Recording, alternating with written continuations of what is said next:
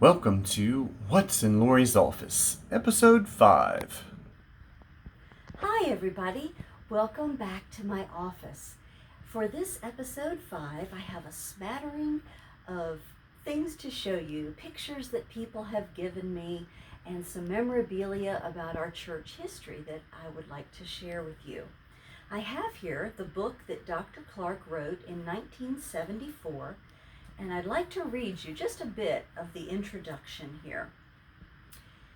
He says, "When I came to First Baptist Church in Winchester in 1926, I became very interested in Baptist work in the Shenandoah Valley because everywhere else in Virginia I had found the Baptists flourishing.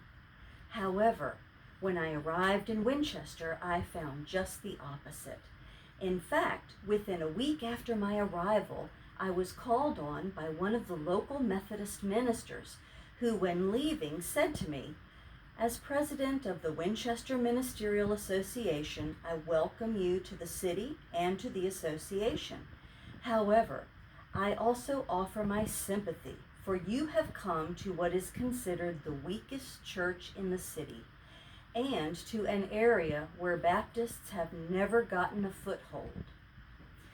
Well, as a young man, Dr. Clark, I think, took this as a great challenge, and just 2 years later, he was building our sanctuary, our beautiful sanctuary in 1928.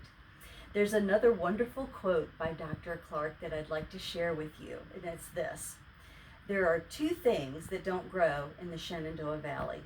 One is sweet potatoes, and the other is Baptists." But I like to think that we are here, and we do have a presence in the valley.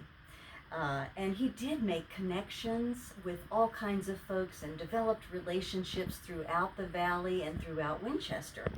And here is an example of that. This is Dr. Clark on the right and Reverend Arthur Carper on the left. And Reverend Carper was a Brethren minister, and he happens to be Betsy Seibert's father. And Betsy has been a longtime member here at the church and sings in my chancel choir. Dr. Clark had many friends, and I was blessed to know some of them in their later years when they were senior adults. And I acquired this wonderful picture that was taken just downstairs when this building was the parsonage. Now it's the church office. But here is Dr. Clark and his second wife, Mary Catherine Clark. Over here is Jonas Chamberlain. Jonas sang in the chancel choir for over 50 years. He was a former postmaster and Marine, and he was also on the search committee that hired me in 1995. Then we have Grandpa Dennis Hoover and Grandma Naomi Hoover, and I'll go further into that in another episode. There are only two people still living in this picture, and that's Mary Catherine Clark, who's in her 80s, and Grandma Hoover, who is 99. We also had a wonderful member here that I'd like to show you a picture of and tell you about, and that's Mr. Jack Fretwell. He was a great entertainer throughout the valley. He was a band leader, he was a comedian, an MC. He hosted radio shows and talent shows all through the Shenandoah Valley. And he was in my Singing Seniors group too. Here is a picture of him and Patsy Cline. Jack gave Patsy Cline her start, and she was very young. She had never had any voice lessons, and Jack taught her how to vocalize, and he taught her how to present a song on stage.